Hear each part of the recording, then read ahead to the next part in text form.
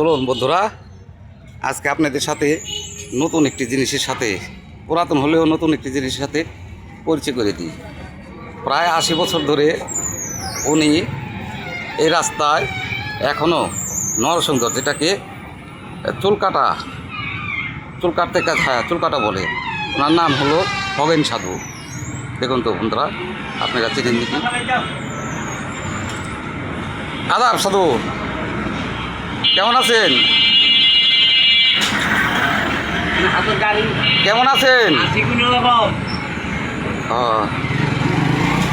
তাই এখানে শুনেছি লোকের মুখে আপনি নাকি এই পেশায় 80 বছর ধরে আছেন। হ্যাঁ, তো আপনি কি কত বছর ধরে আছেন এই পেশায়? 80 বছর। বন্ধুরা দেখুন, এই হলো আমাদের খগেন সাধু। আমাদের শ্রদ্ধেয় সাভার সিংগাইর তথা ধামরাইবাসী এমন কোনো লোক না নেই যে তার কাছ থেকে এই চুলগুলো না কাটছে।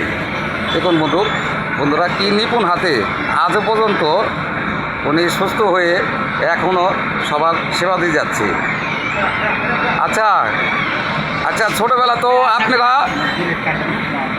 তো আপনি আমারও চুল কেটেছেন, তাই না?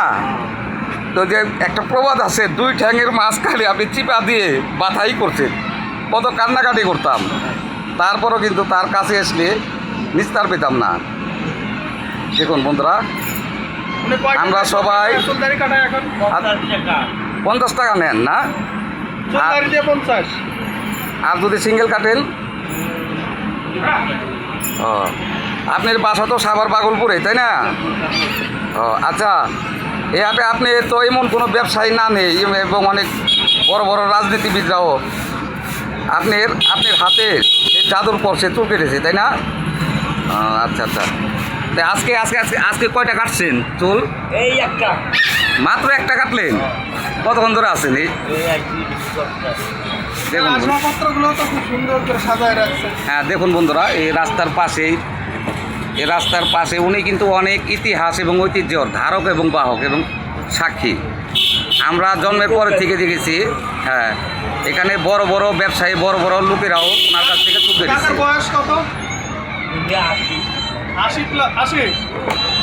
এখন হ্যাঁ, যদি 80 বছর ধরে চুল কাটেন তাহলে আপনার বয়স 80 হয় কীভাবে?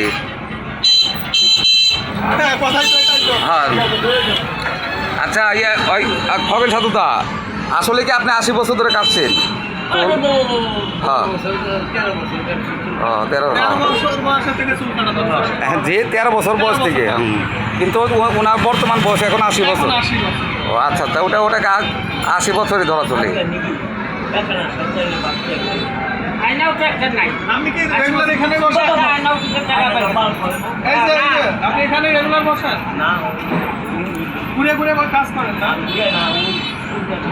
না, উনি একই জায়গায় বসে। তো যাই হোক, প্রিয় আমার ভিউরা, ওনার জন্য দোয়া করবেন, ওনাকে যেন। না, কোনো টাকা দেওয়া লাগে না। উনি সবারই পরিচিত এবং আমাদের সাথেও অনেক অধিকার নিয়ে কথা বলে। খগেন সাধু, হ্যাঁ, খগেন সাধু। তারপর বলেন, এখানে আমাদের শ্রদ্ধেয় আমার হয়, আত্মীয় হয়, সোনাবাজির থেকে আরম্ভ করে, আমার বাপের থেকে আরম্ভ করে, চাচারা থেকে আরম্ভ করে, মসজিদে বসেও কাজ করছে। তো প্রিয় ভিউয়ার, ওনার জন্য দোয়া করবেন, উনি যেন এভাবেই আরও দীর্ঘদিন সেবা দিয়ে যায়। আসলে আমরা ছোটোবেলাও দেখেছি, তার কাছে আসতাম, আমাদেরও। হ্যাঁ, আচ্ছা ভাই, আমাদেরও অনেক আদর করে, আমাদেরও অনেক ভালোবাসে। আর ওনার শুনেছি উনি নাকি কবিরাজের চিকিৎসাও দেয়। তো যাই হোক, আপনারা ওনার জন্য দোয়া করবেন। সাধু, আপনি কিছু বলবেন দর্শকদের উদ্দেশ্যে? আচ্ছা, সবাই ভালো থাকবেন এবং ওনার জন্য দোয়া এবং আশীর্বাদ। হ্যাঁ, আদাব।